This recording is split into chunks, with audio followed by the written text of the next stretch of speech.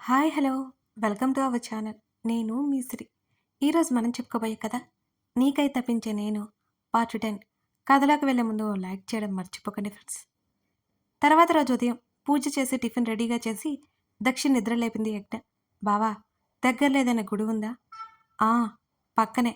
Coffee తాగుతూ బదిలిచ్చాడు. నన్ను తీసుకెళ్తావా అని అడిగి, నువ్వు వెళ్ళకపోయినా నేను వెళ్తాలే అనుకుంది మనసులో. ఆ, తీసుకెళ్తా. నువ్వు ఆఫీస్కి వెళ్ళేది నేను అటువైపే అన్నాడు. సరే, రెడీ అయి వస్తా. మడిని విప్పి నార్మల్ డ్రెస్ వేసుకుంది. గుడికి వెళ్ళారిద్దరు. గుడి ముందు కారు ఆపగానే నువ్వు రావా అని అడిగింది. నేనా అని ఆలోచించి సరే పదా అని అన్నాడు. ఇద్దరు గుడిలోకి వెళ్ళారు. దేవుడికి దండం పెట్టుకుని కుంకుమ చేతిలోకి తీసుకుని పక్కకు చూసేసరికి దక్ష లేడు. ఎక్కడికి వెళ్ళుంటాడనుకుని గుడి నుంచి రావి చెట్టు వైపుకి వెళ్ళింది. ఒక పాప పరిగెత్తుకుంటూ వెళ్తూ యజ్ఞకి తగిలింది. ఆదరువుగా నడుస్తూ అదేమి పడించుకుని యజ్ఞ పక్కకు పడిపోయింది. ఒక వ్యక్తి ఆమెను పడకుండా నడుము చుట్టూ చెయ్యేసి మరో చెయ్యి ఆమె వీపు మీద వేసి పడకుండా పట్టుకున్నాడు. యజ్ఞ చేతిలో కుంకుమ అతని షర్టుతో పాటు అతని నుదిటిన తాకింది. అతని చేతుల్లో ప్లేట్లలో ఉన్న పసుపు కుంకుమ ఆమెను అభిషేకించాయి. పడిపోతున్నాను అనే భయంతో కళ్ళు మూసుకుని ఏమీ కాలేదని కళ్ళుతెరిచి చూసింది యజ్ఞ. ఆమె కళ్ళకు అడ్డుగా ఆమె చున్నీ ఉంది. అతని ముఖం కనిపించడం లేదు. వారిద్దరికి అడ్డుతెర ఉంది. యజ్ఞని మెల్లిగా లేపి పక్క నిలబెట్టి సారీ అండి అన్నాడు. ఆమె పసుపు కుంకుమలతో ముద్దయిపోయేసరికి థ్యాంక్ యూ అండి, నన్ను సేవ్ చేశారు. ముఖానికి ఉన్న చున్నీ తీసేలోపే రిషి, త్వరగా రానాన్న ఎవరో పిలవడంతో అతను ఇట్స్ ఓకే మిస్ అని వెళ్ళిపోయాడు. చున్నీని తీసి చూసేలోపు అతను కనిపించకపోయేసరికి వెళ్ళిపోయినట్టున్నారే అనుకుని దక్షిణ వెతికే పనిలో పడింది యజ్ఞ తులసి. చూసుకోవాలి కదా, ఇప్పుడు మళ్ళీ ఇంటికి వెళ్ళాలంటే ఆఫీస్కి లేట్ అవుతుంది చిరాగ్గా అన్నాడు దక్ష్. నీకోసం వస్తుంటే ఇలా జరిగింది. అతను చిరాకు చూపిస్తుంటే ఆమెకి కోపం వచ్చేస్తుంది. ఫోన్ మాట్లాడుతూ వెళ్ళాను. కారాపు, నేను ఆటోలో వెళ్ళిపోతాను అంది యజ్ఞ కోపంగా. యజ్ఞ, వద్దులే, అవసరం లేదు అరిచినట్టే చెప్పింది. సారీ అన్నాడు దక్ష్. ఏం మాట్లాడలేదు యజ్ఞ. ఆమె మనసుకి బాధ అనిపించింది. ఇంటి ముందుకు వెళ్ళగానే ఏం మాట్లాడుకుంటా ఇంట్లోకి వెళ్ళిపోయింది యజ్ఞ. ఆఫీస్కి అని చెప్పి వెళ్ళిపోయాడు కానీ అతను వేరే చోటికి వెళ్ళాడని ఎవరికి తెలుసు? హలో అత్తయ్య, ఎప్పుడు వస్తున్నావు అని అడిగింది యజ్ఞ. 2 రోజుల్లో వచ్చేస్తా తల్లి, బాగానే ఉన్నావా? కృష్ణవేణి అడిగింది. ఆ అత్తయ్య, బాగున్నట్టు అనిపించట్లేదు నాకు. వాడేమైనా ఇబ్బంది పెట్టాడా అని అడిగింది. లేదత్తయ్య, ఒక్కదాన్నే కదా కొంచెం లోన్లీగా అనిపిస్తోంది అని అంది యజ్ఞ. అదేంటి, దక్ష్ ఇంట్లో ఉండట్లేదా? ఆఫీస్కి వెళ్ళొద్దని చెప్పానే, నీకు తోడుగా ఉండమని చెప్పాను కదా. ముఖ్యమైన పనులున్నాయంట అత్తయ్య. అలాంటివేమీ లేవే అనుకుని నేను చెప్తాలే అంది. పర్లేదత్తయ్య, ముఖ్యమైన పని అంటున్నాడు. ఇంకెన్ని రోజులు? 2 రోజులేగా అని అంది యజ్ఞ. సరే తల్లి, జాగ్రత్త. అత్తయ్య, కాల్ కట్ చేసింది. పెళ్ళి అంటే ఇలా ఉంటుందా? ప్రేమ అంటే ఇలా ఉంటుందా? ఊపిరాడనే ఒక్కపోతగా మారుతున్నట్టుంది యజ్ఞకి. కలల్ని కూల్చి కన్నీటిని మిగులుస్తుందా? ఇలాగే అనిపిస్తోంది ఆమెకి. తన ఆలోచనలో తనుంది. ఆ రోజు రాత్రి డ్రింక్ చేసి వచ్చాడు దక్ష్. గుండెల్లో గుబులు మొదలైంది ఆమెకి. దక్ష్ యజ్ఞకి దగ్గరగా వస్తుంటే భయంతో బిగుసుకుపోయింది యజ్ఞ. బావా, భోజనం అంది మాటలు కూడ తీసుకొని. ఎంత అందంగా ఉన్నావో తెలుసా? అతని చూపులు ఆమెకి నచ్చనేలేదు. అతను ఒక్క అడుగు ముందుకు వేస్తుంటే ఆమె ఒక్క అడుగు వెనక్కి వేస్తుంది. ఎందుకు యజ్ఞ నా నుంచి దూరం అవుతున్నావు? నాకెంత బాధగా ఉందో తెలుసా అని అడిగాడు. ఆమె అడుగులు ఆగిపోయాయి. అలాంటిదేం లేదు బావా, ముహూర్తం ముహూర్తం కుదరలేదు కదా అందుకే అనే చెప్పింది. నిజంగా అందుకేనా? అతని మాటలు ఆమెని ఆశ్చర్యంలోకి నెట్టివేస్తున్నాయి. అతనే కదా ఆమెను అసలు పట్టించుకోలేదు.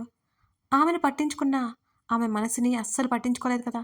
ఇప్పుడు మళ్ళీ అతనే అడుగుతాడేంటి? ఆమె ఆలోచనలు మొదలయ్యాయి. హా బావా అంది. యజ్ఞ, నేను డ్రింక్ చేశాను. ఆమె అతను చెప్పేది వింటోంది. సారీ యజ్ఞ, ఆఫీస్లో చిన్న ప్రాబ్లం, అందుకే ఇలా, నన్ను క్షమించు. ఆమె చేతులు పట్టుకున్నాడు దక్ష్. ఆమె ఇంకా ఆశ్చర్యంలోనే ఉంది. నువ్వంటే నాకు ఇష్టం యజ్ఞ. ఆమెకేం చెప్పాలో అర్థం కావడం లేదు. ఐ లవ్ యూ యజ్ఞ. దక్ష్ ఆమె చేతులు వదిలి ఆమె భుజాల మీద చేతులు వేశాడు. ఒక బంధానికి విలువ ఎలా ఉంటుంది? చిక్కుముడులు కలిపిన దారంలాగానా? ఏమో మరి. ఏమీ చేయలేని పరిస్థితి ఆమెది. ఆమె మనసు అతను చెప్పేది నమ్మట్లేదు. ఆమె మెదడు అతను చెప్పేది ముద్ర వేసుకుంటుంది. బావా ప్లీజ్ తర్వాత మాట్లాడుకుందాం అని అంది. నో యజ్ఞ, నన్ను అర్థం చేసుకో. ఆమెకింకా చేరువలోకి వచ్చేశాడు దక్ష్. బావా ఇదంతా ఇప్పుడు వద్దు. అత్తయ్య చెప్పారు ప్లీజ్ బావా. ఆమె బ్రతిమలింది. వాళ్ళు పెద్దవాళ్ళు. అలాగే అంటారు. మనం వింటామా ఏంటి? అతను పూర్తిగా మత్తులోకి వెళ్ళిపోయాడు అని అతని మాటల్లోనే తెలుస్తోంది యజ్ఞకి. ఆమె శరీరాన్ని అతను తాకుతుంటే నచ్చట్లేదు ఆమెకి. చిన్నగా విడిపించుకునే ప్రయత్నం చేస్తోంది యజ్ఞ. అతను తగ్గట్లేదు. ఎలాగైనా ఆమెను సొంతం చేసుకోవాలని చూస్తున్నాడు దక్ష్. ఆమె భయం వర్ణించలేనిది. ఏడుపొచ్చేస్తుంది యజ్ఞకి. నా భర్తే, అతను నా భర్తే, తనకు తాను సర్ది చెప్పుకుంటున్నా ఆమె వల్ల అసలు కావడం లేదు. అతను బాగా తాగి ఉన్నట్టున్నాడు. దేవుడా ప్లీజ్ దారి చూపించు. ఆమె మనసులోనే అనుకుంది. కాలింగ్ బెల్ పదే పదే మోగుతోంది. అదేమీ పట్టించుకునే స్థితిలో లేడు దక్ష్. బావా ఎవరు వచ్చినట్టున్నారు. అత్తయ్య ఏమో అతన్ని విడిపించుకుంటూనే అంది యజ్ఞ. ఏమి వినే స్థితిలో లేడు దక్ష్. యజ్ఞ వెంటనే అతన్ని నెట్టేసింది. వెనక్కి వాలాడు దక్ష్. డ్రెస్ సరి చేసుకుని పరుగున వెళ్ళి డోర్ ఓపెన్ చేసింది యజ్ఞ. అప్పటికే దక్ష్ అసహనంగా చూసి తన రూంలోకి వెళ్ళిపోయి బెడ్ మీద పడిపోయాడు. చిరుచెంపలు తుడుచుకుని ఎదురుగా కొరియర్ బాయ్ని చూసి, మేడం కొరియర్ మీకు అన్నాడు. నేనేమీ ఆర్డర్ ఇవ్వలేదు కదా అనుకుని ఇప్పుడు దక్షి వినే పరిస్థితిలో లేడు అని అర్థమై ఇక ఇంటి నుంచి బయటకు వచ్చింది. Madam sign. ఇప్పుడు ఏం చెప్పాలి? ఇది ఎవరిదో అనుకుని కొరియర్ బాయ్కి కాల్ వచ్చింది. దాని సారాంశం రాంగ్ అడ్రస్కి వచ్చినట్టు. సారీ మేడం, మిమ్మల్ని డిస్టర్బ్ చేశాను. Wrong address. It's okay. మీ వల్లే గండం గడిచింది అనుకుంది మనసులో. అతను వెళ్ళిపోయాడు. ఇంట్లోకి వెళ్ళాలంటే వణుకొస్తుంది ఆమెకి. ఏం చేయాలో అర్థం కాక తల పట్టుకుంది. అక్కడే మెట్టి మీద బయటే కూర్చుంది యజ్ఞ. యజ్ఞకి తెలియని విషయం. ఎంతసేపు అయ్యా రావడానికి? మేం బయటికి వెళ్ళాలి. కొరియర్ బాయ్ మీద అరుస్తున్నాడు వర్షిత్. సారీ సార్, రాంగ్ అడ్రస్కి వెళ్ళాను. మీరు కాల్ చేయడంతో రాంగ్ అని తెలిసింది. అందుకే లేట్ అయింది. ఇంతకీ రిషి అంటే మీరేనా అని అడిగాడు. నేను కాదు, నా ఫ్రెండు అని కొరియర్ లాక్కున్నాడు. ఇతను కాదు మరి, ఎక్కువ చేస్తున్నాడే. వర్షిత్ వైపు కొరకొరా చూశాడు కొరియర్ బాయ్. ఏంటా చూపు? లేటే వచ్చిందే కాక అని అన్నాడు. రిషి లోపల నుంచి బయటకు వచ్చి, వర్షిత్ నువ్వాగు. థ్యాంక్ యూ బ్రదర్, మీరు వెళ్ళండి అని నవ్వుతూ చెప్పాడు. అతను అక్కడి నుంచి కొరియర్ ఇచ్చి వెళ్ళిపోయాడు. రేయ్ ఎందుకురా నన్ను ఆపావు? నన్నే కోపంగా చూస్తున్నాడు వాడు. నువ్వు గనుక ఆపకపోయి ఉంటేనా అని షర్టు చేతులు వెనక్కి మడిచాడు వర్షిత్. నోరు ముయిరా, రాంగ్ అడ్రస్ ఇచ్చింది నువ్వు. ఆ విషయం అతను గమనించలేదు. లేకపోతే ఎవరికుంటుందో అర్థమైందా? నేనేనా? ఏదో మిస్టేక్ లేరా, వదిలేయ్ అన్నాడు వర్షిత్ నవ్వుతూ. ఏడ్చావులే, ఎదుటివారిని అనే ముందు కాస్త ఆలోచించాలి అని మందలించాడు రిషి. మహానుభావా, బుద్ధొచ్చింది అన్నాడు వర్షిత్. ఎలాగో ధైర్యం తెచ్చుకుని లోపలికి అడుగు వేసింది యజ్ఞ. హాల్లో దక్ష లేడు. తన మొబైల్ లేదు. అత్తన్ని త్వరగా రమ్మని చెప్పాలనుకుంది. దక్ష రూమ్ యజ్ఞ రూమ్ పక్కపక్కనే కావడంతో ఇప్పుడు తన రూమ్లోకి వెళ్ళడానికి ఆమె వణుకు పుడుతోంది. దేవుడా, ఇప్పుడు ఏం చేయాలి? బావ అంటే భయం వేస్తుంది. సరదాగా అసలు అనిపించట్లేదు నాకు. ఏమవుతుంది నా జీవితం? ఏం తెలియట్లేదే. అయినా నాకెందుకు ఇంత భయం? ఇది ఒక్క రోజుతో పోయేది కాదుగా. జీవితాంతా నేను అతనితోనే గడపాలి అని గట్టిగా ఊపిరి పీల్చుకుని తన గది వైపుకి అడుగులు వేసింది యజ్ఞ. దక్ష్ డోర్ లాక్ చేసుకుని ఉండడంతో హమ్మయ్య అనుకుని తన ఫోన్ తీసుకుంది. తన అత్తయ్యకి చెప్పడం మంచిదేనా? ఒక్కదానికే బోర్ కొడుతుందని చెప్తే ఆమె ఆలోచనలు ఇలాగే సాగుతున్నాయి. ఏం చెప్పాలో అర్థం కాలేదు. అంతలో తలుపు తెరుచుకున్న శబ్దం వచ్చింది. మెల్లిగా లేచి కొంచెం తన రూమ్ డోర్ ఓపెన్ చేసింది యజ్ఞ. దక్షు ఎక్కడికో వెళ్తున్నట్టు కనిపించాడు ఆమెకి. ఇంతకు ముందు రోజు చూసిన అమ్మాయి దగ్గరికా అనిపించింది యజ్ఞకి ఎందుకో. ఏదైతేనేం ఇవాళ ఏంటో తేల్చుకోవాలి అనుకుంది. దక్షు వెళ్ళాక వెనకే వెళ్ళింది. అతను చూడకుండా స్కూటీ తీసుకుని స్కార్ఫ్ కట్టుకుని అతన్ని ఫాలో అయింది యజ్ఞ. ఆ ఊరు తనకి కొత్త. ఎక్కడెక్కడికో వెళ్తున్నాడు దక్ష్. చీకటి పడుతుండటంతో భయంగా అనిపించింది యజ్ఞకి. దక్ష కారు ఒక ఇంటి ముందు ఆగింది. అతనికి కొంచెం దూరంలో స్కూటీ ఆపింది. అతను ఆ ఇంట్లోకి వెళ్ళాడు. కొంచెం ఆగాక ఆమె కూడా వెళ్ళింది. మెయిన్ డోర్ లాక్ చేసి ఉంది. హో షిట్! ఈ ఇల్లు ఎవరిది? ఇక్కడికి ఎందుకు వచ్చాడు? బహుశా ఫ్రెండ్ ఇల్లు అయి ఉంటుందా? నేనే అవసరంగా వచ్చినట్టున్నానే. బావని అనుమానిస్తున్నానా అని మనసులోనే అనుకుంది యజ్ఞ. మళ్ళీ తనే ఇక్కడి వరకు వచ్చిందాన్ని అనుమానం తీర్చుకుంటే సరిపోతుంది కదా అనుకొని విండో కోసం చుట్టూ చూసింది. ఇంటి పక్కగా వెళ్ళింది. అక్కడ ఒక విండో కనిపించగానే అవి తెరిచింది. నా కోసమే ఓపెన్ చేసి పెట్టారేమో అనుకుని అందులో నుంచి లోపలికి తొంగి చూసింది యజ్ఞ. ఎవరో అబ్బాయి కనిపించాడు. ఛ!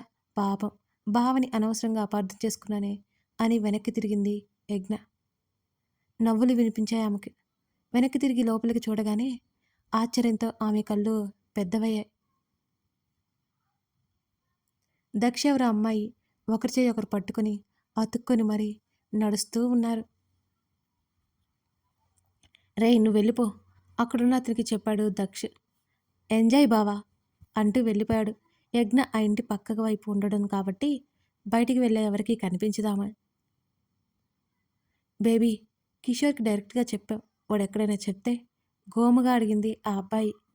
చెప్పలే బేబీ, వాడికి నాతో మనీతో అవసరం అని నవ్వాడు దక్ష్ ఆమె బుగ్గ మీద ముద్దు పెడుతూ. ఇద్దరు ఒక గదిలోకి వెళ్ళారు. అటువైపు విండో దగ్గరికి వెళ్ళింది.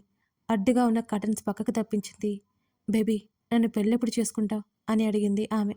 త్వరలోనే అని ఆమెను కౌగిలించుకున్నాడు దక్ష్. ఎప్పుడూ అదే మాట చెప్తావు అని అంది ఆ అమ్మాయి అతన్ని విడిపించుకొని.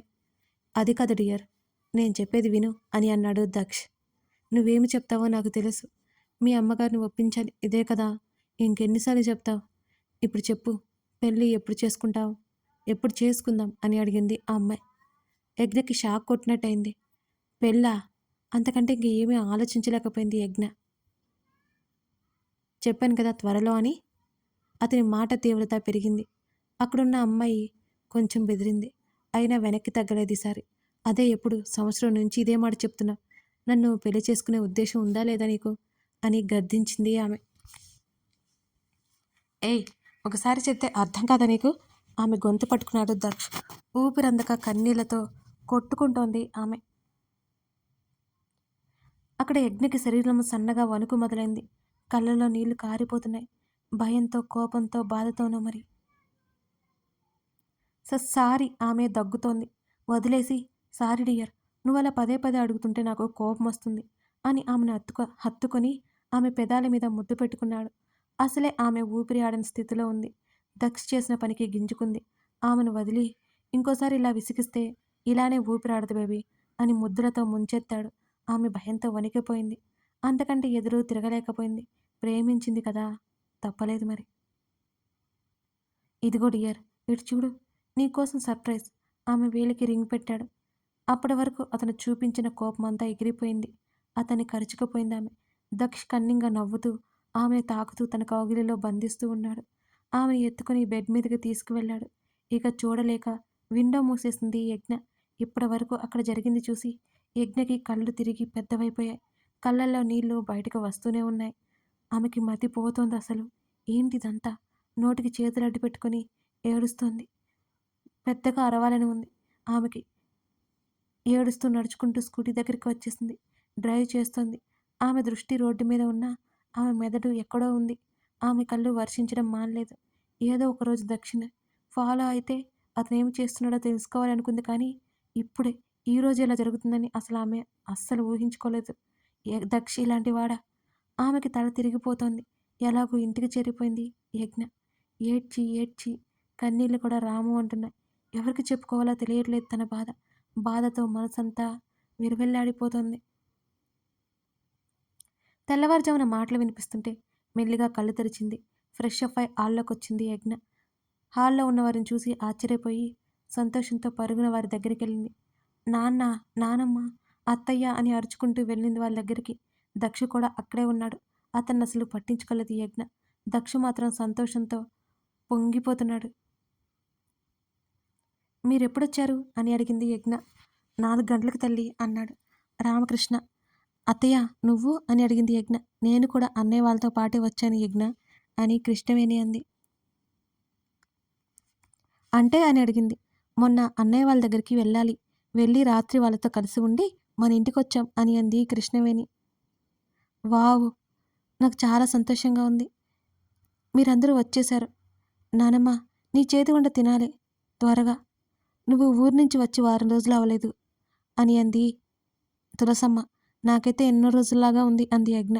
అలాగే కానీ యజ్ఞ, దా నీతో కొంచెం పని ఉంది. కృష్ణవేణితో పాటు తీసుకెళ్ళింది యజ్ఞని.